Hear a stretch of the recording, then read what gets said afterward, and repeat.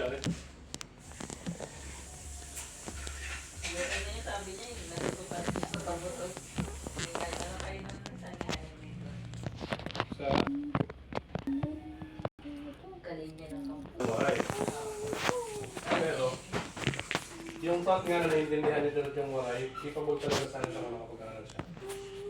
Kasi, kalakihan niya, Tagalog. Bisaya rin.